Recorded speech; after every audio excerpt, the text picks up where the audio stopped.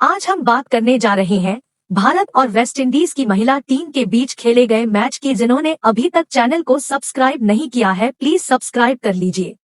हरमनप्रीत कौर और ऋचा घोष ने 73 रन की निर्णायक साझेदारी कर भारत को जीत के करीब पहुंचा दिया, जबकि स्पिनर दीप्ति शर्मा ने 15 रन देकर 3 विकेट लेकर T20 में 100 विकेट तक पहुंचने वाली पहली भारतीय बनकर इतिहास रच दिया।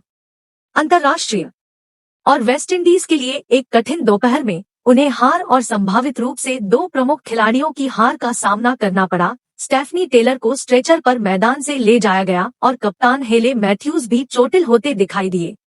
एक बिजली तेज शुरुआत, शेफाली वर्मा की आक्रामकता से प्रेरित भारत ने पावर प्ले में 41/2 की बढ़त देखी, जिससे उन्हें 119 रनों का पीछा करने पर नियंत्रण मिल गया। हेले मैथ्यूज द्वारा तेजी से कैच और बोल्ड किए जाने के बाद जेमिमा रोड्रिग्स पवेलियन लौट गई।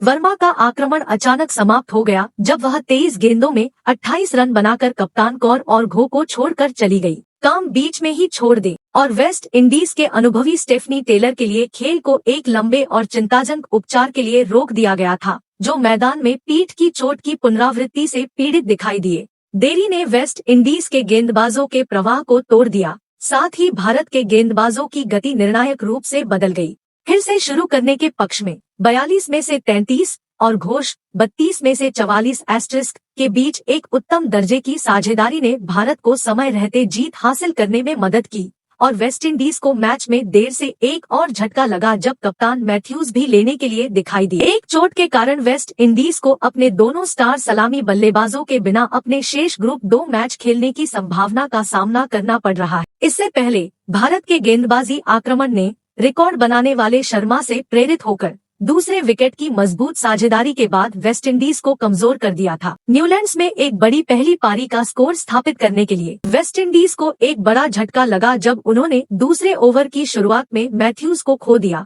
जिसमें शुरुआती बल्लेबाज 4 बार में चौथी बार आउट हुए। पूजा वस्त्राकर द्वारा बैठकें।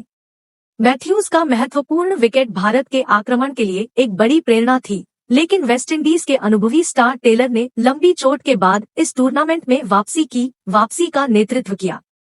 टेलर और शेमेन कैंपबेल ने एक ठोस 50 बनाया, संभावित बड़े स्कोर के लिए एक मंच तैयार करते हुए पारी के मध्यबिंदु से साझेदारी को रन करें। लेकिन शर्मा ने एक ओवर में 2 बार मारा। पहले कैंपबेल 30 को हटा दिया और फिर टेलर 42 को रिव्यू पर पगबाधा आउट कर दिया और जब चिनले हेनरी थे 15वें ओवर में 2 रन पर आउट हो गए। वेस्ट इंडीज पर टेलर और कैंपबेल द्वारा शुरू की गई शुरुआत को बर्बाद करने का गंभीर खतरा था।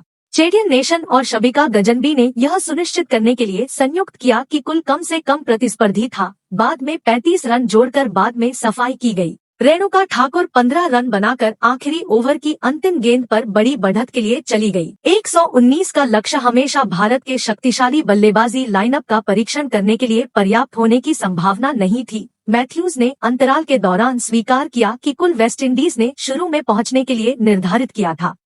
केवल एक ही प्रथम है और दीप्ति शर्मा अब हमेशा T20 अंतर्राष्ट्रीय में 100 विकेट तक पहुंचने वाली पहली भारतीय होंगी। 25 वर्षीय ऑलराउंडर ने अपने ऑफ ब्रेक के साथ अंतर्राष्ट्रीय खेल में काफी प्रभाव डाला है और अपने देश के लिए 89 T20 मैचों में विकेटों के शतक तक पहुंची। 4 ओवरों में 3/15 के उनके आंकड़े भारतीय गेंदबाजों की ओर से वापसी की पसंद थे और इस तरह के स्पिनर के साथ भारत किसी को भी परेशान करने की उनकी संभावना को समझेगा।